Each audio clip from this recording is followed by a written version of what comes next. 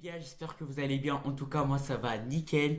Et aujourd'hui, on se retrouve pour une vidéo assez spéciale parce que c'est le cas de le dire. Parce que, comme vous l'avez constaté, c'est ma première facecam. Alors, avant de commencer cette vidéo, il y a deux choses à clarifier. De un, c'est pas mon décor du tout ce que vous voyez derrière et ce qu'il y a autour de moi. Je suis complètement posé dans mon salon pour tourner une vidéo. De deux, c'est ma première facecam et peut-être la dernière de cette année 2022, je sais pas. Parce que ne vous attendez pas du tout à ce que je tourne plein de vidéos facecam. Certes, je vais peut-être faire des vlogs, qui sait. Je vais peut-être faire des vidéos en extérieur, je sais pas. Mais en tout cas, je ne vais pas du tout faire plusieurs vidéos en facecam. Je vais rester derrière mon écran en train de faire mes petites vidéos gaming. Donc, pour commencer, générique.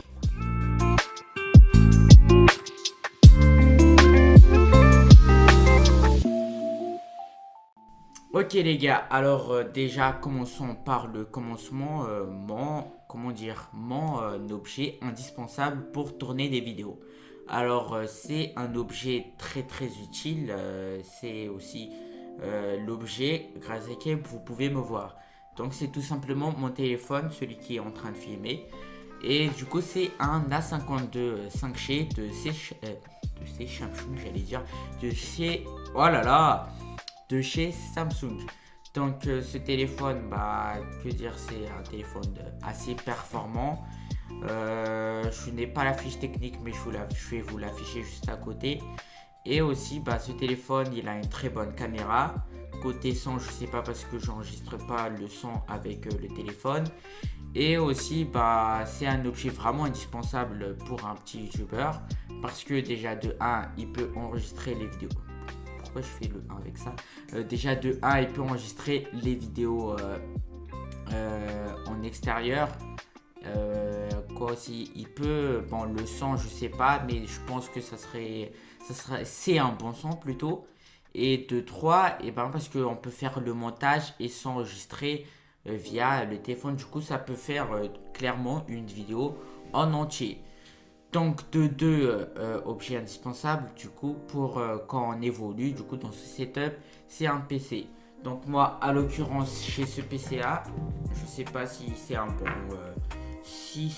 PC. Non, je sais que c'est pas du tout un bon PC. Enfin, pour faire des vidéos, ça tient la route, mais c'est pas ce qu'il y a de mieux. Par exemple, Exorcini, lui, il a un MSI, du coup, c'est très très fluide pour le montage, les miniatures et tout ça. Du coup, ce PC, c'est un Dell de 2000, je sais pas combien. C'est vraiment, ça date vraiment beaucoup. Que dire de plus sur ce PC? Il fait le taf. Il fait le taf quand même. Je viens de changer sa batterie parce que sa batterie était complètement morte. Si je chargeais pas en même temps que je l'utilisais, ça ne marchait pas. Et aussi, les logiciels tels que Filmora, Premiere Pro, Photoshop, ils ne marchaient pas tant que la batterie n'a pas été changée. Du coup, ne faites pas du tout attention au bruit extérieur. Il y a du mouvement chez moi. Donc aussi le micro. Alors le micro que j'utilise en ce moment là que vous voyez juste ici, c'est un Audio Technica 2020. Je sais pas si on lit ça 2020 ou 2020. Et j'ai acheté celle avec le filtre anti-pop. Ça m'a coûté 105 euros, un truc du genre. Ce micro-là, celui qui m'a conseillé, c'est mon père. Alors pourquoi? Parce que mon père, c'est un passionné de son. Et il s'y connaît dans le son. En plus, il a du matos, il a des tables, des amplis, des baffles, plein de micros. Pas des micros pour le stream, mais des micros pour chanter. Bref, il est tout dans le son. Il s'y connaît beaucoup. Du coup, il m'a conseillé ce micro-là. Il m'a dit de l'acheter. Je l'ai commandé en Allemagne chez Thomann. Du coup, là, il est là. Je pense que le son, enfin, je le sais en fait, je le sais. Le son, il est très bon pour ce micro. Je sais même pas si je suis très loin, mais je pense que ça ira. Du coup, pour le pied du micro, c'est un pied de grosse caisse. De grosse caisse d'une batterie. C'est le seul pied que j'ai trouvé à la maison qui pourrait contenir ce micro parce qu'il y a des pieds bien évidemment de micro, mais des pieds de micro pour chanter. Du coup c'est très encombrant parce que je le mettrai sûrement là. Du coup ça serait très encombrant en vidéo et pour moi en IRL. Du coup c'est un prier de grosse caisse que j'ai pris avec mon père aussi. Et ben ça fait le taf jusqu'à maintenant. En tout cas ça fait très bien le taf, sauf que le pied il est très lourd. Alors pour la carte son, parce que oui un micro ça ne marche pas sans carte son, et ben la carte son j'ai pris une Focusrite de i2 troisième génération, la dernière génération. Ben c'est une carte son qui est ma foi très bonne. Le son qui ressort venant du micro, elle est très bonne. Et aussi si vous voulez plus d'infos sur cette carte son, et ben allez voir d'autres vidéos YouTube parce que moi je ne suis pas du tout calé dans ça. La particularité de cette carte son, et ben elle a 2 entrées, ce qui est pas pareil avec l'autre Scarlett Focusrite Solo qui a qu'une seule entrée. Donc moi là j'ai 2 entrées, je peux enregistrer avec 2 micros. Du coup si je ferai une vidéo IRL avec Exorcini par exemple, et ben on pourra s'enregistrer tous les deux grâce à cette seule carte son. Donc qu'est-ce qu'on a aussi? Et ben le câble, bon ça c'est pas très intéressant, mais le câble de ce micro je l'ai pris à mon père aussi. Il en a plein des câbles comme ça, il les fait lui-même hein. Enfin il achète les câbles et les embouts et il les fait lui-même. Qu'est-ce qu'on a aussi? Et ben à part ça je pense pas trop qu'on a... Ah si, voilà, il est sur ma tête mais j'ai même pas capté. Du coup on a ce petit casque, c'est un DT770 Pro. Un casque vraiment confortable, mais pour être totalement honnête avec vous, ça fait un peu mal quand on l'a sur la tête beaucoup trop longtemps, on va dire. Genre là, par exemple, je fais du montage pendant toute une après-midi, et ben ça me fait mal parce que tellement il est confortable et avec le son, du coup le son il sort pas, mais il reste juste dans ce truc là, il reste là-dedans. Du coup ça me fait mal aux oreilles, mais le confort il est incroyable, le son il est incroyable aussi. C'est parfait pour le montage et d'ailleurs c'est utilisé en radio et tout. Et ben voilà, donc voilà pour le setup vidéo. Et maintenant on va passer au logiciel. Du coup comme logiciel, et ben on va commencer par un indispensable pour les streamers, youtubeurs, etc. qui est OBS Studio. Alors OBS Studio il permet de faire plein de trucs, genre enregistrer ton écran pendant que tu joues. Il peut être utile aussi pour les lives, si je ne m'abuse. Moi personnellement c'est Exorcini qui m'a dit de le faire. Et ben parce que j'avais pas d'enregistreur, je savais pas comment enregistrer mon écran sur mon PC. Du coup il m'a conseillé de télécharger ce logiciel là. Donc deuxièmement le logiciel pour faire le montage, qui est pour ma part c'est Filmora. Et ben c'est un logiciel qui est ma foi très facile d'utilisation. Par exemple là, et ben vous allez vous dire il n'y a pas beaucoup de trucs. Enfin pardon, il n'y a pas beaucoup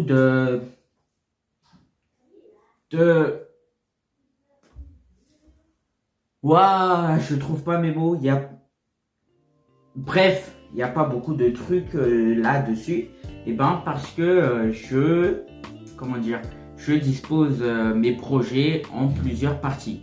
Du coup par exemple pour la vidéo que vous avez vue sur Real Racing, et ben j'avais disposé ça en 3 parties comme les 3 parties dans la vidéo. Donc la première partie c'était les customs, deuxième partie tier list et la troisième partie le test de la 911 Turbo. Donc pour la première partie j'ai créé un projet juste pour la première partie. Alors vous allez voir ça tout de suite. C'est la Real Racing partie 1. Du coup on va cliquer dessus, Filmora va nous ouvrir cette partie là. Du coup deuxièmement aussi pour vous organiser dans vos fichiers, dans vos dossiers là, dans le PC, et ben essayez pour chaque vidéo, essayez de vous organiser. Par exemple moi j'ai un dossier spécialement vidéo Real Racing et un dossier images des Real Racing. Du coup c'est pour les vidéos et les images, et pour le son que je vais utiliser dans le PC, et ben je le mets dans musique. Donc là, on a la première partie de la vidéo Real Racing, le custom. Ben, là, vous pouvez voir qu'il y a beaucoup plus de trucs, par exemple. Ouais, voilà, il y a beaucoup plus de trucs. Et ben, ça, c'est juste la première partie qui dure 6 minutes environ. Et ben, vous pouvez voir les superpositions, la vidéo principale et tout ce qui est sans juste en bas. Du coup, ça, c'est la première partie et je me concentre que sur la première partie d'abord. Et puis, après avoir fini ça, je clique sur exporter. Puis, ils vont vous demander, enfin, Filmora va vous demander où est-ce que vous voulez l'exporter. Et ça, vous pouvez le voir juste ici. Du coup, moi, ben, à l'occurrence, moi, je l'ai déjà exporté. Du coup, je ne vais pas l'exporter. Du coup, après avoir exporté la vidéo, on va aller dans les documents. Et par exemple, moi, là, j'ai Real Racing. Et voilà le document, tout ce qui est de la vidéo Real Racing. Du coup, là, je l'ai exporté. C'est celui-là. Et attends, il est où là? Racing, partie 3, partie 2. C'est ça. Vidéo Real Racing Custom, partie 1. Et ben, ça, c'est l'exportation. Du coup, on va mettre ça. C'est quoi ça? Il y a quelqu'un qui se tape là en haut. Du coup, on va mettre de côté la première partie et on va directement attaquer donc la deuxième partie. Donc pour ce faire, on va aller dans Open Project. Encore une fois, oui, je suis bilingue. Voilà, les clins d'œil étaient abusés. C'est cringe, frérot, c'est cringe.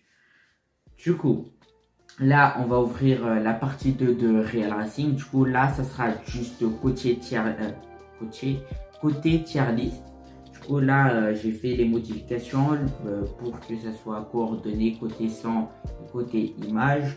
Je n'ai pas encore mis les musiques de fond sur ça, j'avais clairement la flemme, mais il fallait que je sorte le projet assez tôt. Du coup, cette vidéo-là, elle dure 17 minutes. Du coup, parce que je vois là, ouais, elle dure 17 minutes. C'était pas très loin à faire, ouais, ça c'était pas très loin à faire à part modifier les sons, faire des plans zoomés sur quelques endroits précis de la vidéo. Du coup, ça c'était pas très dur. C'était assez rapide à faire. Du coup, pareil, je l'ai exporté. Il arrive directement dans ce document-là. Là, il est là. Real Racing, partie 3. Du coup, bah, maintenant, on attaque la dernière partie sur le test de la 911 Turbo. Du coup, on va faire pareil. Vous avez l'habitude maintenant. On va faire pareil. Open Project. On va aller sur Real Racing, partie 3. Du coup, personnellement, en tout cas, moi, c'est ma façon de... c'est ma façon la meilleure. Bon, c'est la meilleure façon pour moi de faire le montage de mes vidéos. Parce que avant, moi, je faisais des montages sur un logiciel sur mon téléphone. Là, c'était sur CapCut. Et ben, c'était déjà, ça prenait de la place dans mon stockage interne de mon téléphone, étant donné que je n'ai pas de carte SD. Et aussi, ça, c'était très chiant, genre, je sais pas si vous comprenez, mais genre, d'élargir et de raccourcir les vidéos dans le logiciel. Et du coup, bah, moi, déjà, j'ai de la chance parce que ce téléphone-là, c'est un téléphone assez grand. Du coup, bah, je peux, mais si c'était un téléphone assez petit, ça serait très, très chiant. Et aussi, la première fois, je faisais mes montages sur CapCut et je faisais mes miniatures jusqu'à la miniature de la vidéo information, la plus récente. Et ben, je faisais mes montages sur Canva. Alors Canva, c'est un truc très utile aussi pour l'école, des trucs de PowerPoint. Bref, c'est un truc vraiment pas fait pour les miniatures, on va dire. Mais à l'époque, je faisais sur ça. Donc maintenant que ça c'est ouvert, ça, et ben, sur ça, j'ai juste arrangé les sons et l'image comme dans la première vidéo. Et même là, je ne sais pas si vous l'avez remarqué, mais il y a un petit décalage entre le son et la vidéo, mais je pense que ça se remarque pas vraiment. Du coup, là où je suis, il y avait encore le deuxième tour. Et ben, ça durait genre, je sais pas, là ça dure combien de temps? Ça dure 4 minutes là. Ouais, et du coup, ça durait 6 minutes environ, comme la première partie, si j'avais mis, non, 7 minutes, 8 minutes même, parce que après avoir fini le tour, j'avais encore j'avais encore blablaté sur les voitures. J'avais fait un spoil des voitures, des nouvelles voitures que j'avais dans mon garage que vous n'avez pas encore vu. Parce que j'ai tourné la vidéo pas en même temps, je ne l'ai pas tourné en même temps. Du coup là j'ai juste mis les superpositions de fin de vidéo. Et après avoir fait exporter ça, on a toutes les vidéos. Donc ici, là la vidéo Real Racing Custom partie 1, la partie 2, la partie 3, et bien évidemment avec les projets. Et puis on a, enfin comme ça, j'ai ouvert un nouveau projet, un autre projet, qui est le Real Racing complet. Alors vous pouvez mettre le nom que vous voulez, mais essayez de mettre des noms qui soient plus faciles à retenir pour vous. Et moi, à l'occurrence, c'est ce qui a été plus facile à retenir pour moi. Du coup, là, j'ai assemblé toutes les vidéos. Par exemple, ça, c'est la vidéo Custom partie 1 qui a été exportée. Ça, c'est la deuxième, partie 2. Et ça, c'est la dernière. Oula, ça bug. Vous voyez, c'est pour ça que je vous dis que c'est un PC pas fou. Parce qu'il bug beaucoup. J'allais dire très beaucoup. Mais il bug quand même beaucoup. Du coup, là, dans la vidéo Custom partie 1, j'avais déjà intégré le son de Kershak et Chibi. Du coup, dans la vidéo, elle a été exportée directement avec une musique de fond. Mais par contre, pour la partie 2 et la partie 3, je n'ai pas encore mis de musique de fond. Et du coup, j'ai dû encore mettre les musiques de fond ici. Du coup, moi, j'avais pris un truc un peu relaxation, chill, un lofi, quoi. Et ça durait 3 heures, mais il fallait couper, etc. Donc moi, c'est ça, arrangement de son et d'image. Et ben voilà, c'est tout simplement ça. Donc là, vous avez par exemple ça, là, ce tier list. Et ben ça a été fait sur le deuxième logiciel qu'on va aborder dès maintenant. Donc ce deuxième logiciel, c'est Photoshop. Alors sur Photoshop, moi, je fais des retouches d'images. Et aussi les miniatures, par exemple, ça c'est la miniature de la vidéo tier list que vous avez vue. Et ben sur Photoshop, je fais les miniatures. Bon là c'est déjà la miniature faite, mais sur Photoshop, j'enregistre le projet que quand je ne peux pas le faire en une fois. Du coup, à l'occurrence là, je l'ai fait en une fois. Et du coup, ben j'avais pas besoin de faire un projet. Du coup, pour le custom, custom, qu'est-ce que je raconte? Pour la miniature, c'est pas très dur, les idées elles me viennent juste comme ça, je ne vais pas du tout voir les miniatures des autres youtubeurs pour en faire une pour moi. Du coup moi je ne regarde pas du tout, c'est mon inspiration qui vient de là-dedans, il y en a quand même un peu. Du coup sur ça par exemple, cette Porsche, voilà ça bug, vous voyez ça bug beaucoup. Du coup cette Porsche là par exemple, et ben ça c'est une image retouchée.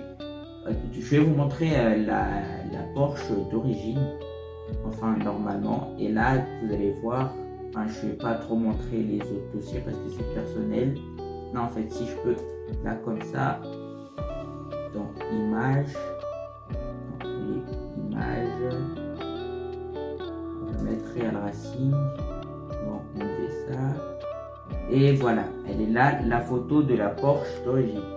Aussi voilà, vous avez vu ou pas, ça commence à me faire mal avec le casque parce que je le porte depuis trop longtemps. Du coup là, on va attendre que cette Porsche, voilà. Du coup là, la Porsche, l'image de la Porsche, elle n'est pas encore modifiée. Et là, vous pouvez voir, là, elle est modifiée. Vous voyez, il y a un peu plus de texture dans la lumière. Du coup, voilà comment j'utilise Photoshop, et aussi voilà le petit tips et hack que je vous ai montré, comment moi j'utilise Filmora. Aussi, j'utilise, j'ai Adobe Premiere Pro dans mon téléphone, juste ici. Enfin, dans mon téléphone, dans mon PC. Il est juste là, mais je ne l'utilise pas parce que mon PC, vu que je vous dis, il est très ancien, c'est l'ancien PC de mon père. Le GPU de ce PC il est très ancien, je ne sais même pas s'il en a. Et du coup, Adobe Premiere Pro, il a besoin d'une consommation quand même assez importante de la carte graphique pour marcher. Et sur mon PC, vu qu'il en a quasi pas, et du coup là, Adobe Premiere Pro, il ne marche pas. Pour faire les vidéos, il ne marche pas, mais on peut l'ouvrir quand même. Mais je ne vais pas l'ouvrir, ça prend trop de temps. Du coup, qu'est-ce que j'utilise aussi pour faire mes vidéos? L'enregistreur vocal, juste ici, avec lequel j'enregistre.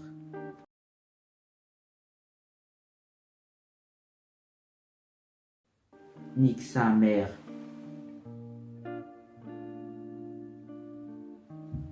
Oh la D. Du coup, là, vous voyez que j'ai mis en pause le truc. Du coup, vous avez le son du téléphone. Du coup, ce micro-là, il est branché et tout. Mais en fait, j'ai pas lancé l'enregistrement. Oh, le con. Vous voyez, c'est pour ça, c'est les aléas du métier. Moi, je suis encore qu'un apprenti youtubeur. Enfin, je suis débutant. Du coup, bah, je ne fais pas attention à tout. Du coup, là, j'enregistre avec le son du téléphone. Et là, je sais pas du tout si c'est bien ou pas le son. Vous aurez donc que la partie 1 avec du bon son. Mais là, vous avez le son du téléphone. Donc là, j'ai trop de seum. Waouh. Donc, bon, de toute façon, on a fini la vidéo. Donc, c'est trop tard pour reculer. Voilà, donc les logiciels que j'utilise pour faire mes vidéos. Aussi, dernier truc. Pour le PC, j'utilise pas que celui-là. Pour le son, j'utilise un MacBook Pro de 2013, je crois. Il est juste en haut, mais j'ai la flemme de le prendre et vous le montrer. Vous savez tous que c'est un MacBook Pro. Du coup, j'utilise ce MacBook Pro juste pour le son. Et pour la vidéo YouTube, j'utilise ce PC-là. Donc les gars, merci d'avoir regardé cette vidéo. Tenez-vous bien, prenez soin de vous, de la famille aussi, la santé. C'est important. J'espère que vous serez au rendez-vous comme d'habitude pour la prochaine vidéo. Et pour la prochaine vidéo, d'ailleurs, j'espère ne pas avoir de problème de son. En tout cas, à l'occurrence, là, j'en ai eu, mais j'espère que ça ne se reproduira plus. Donc les gars, merci d'avoir regardé la vidéo. C'est tout pour moi. Tchuss.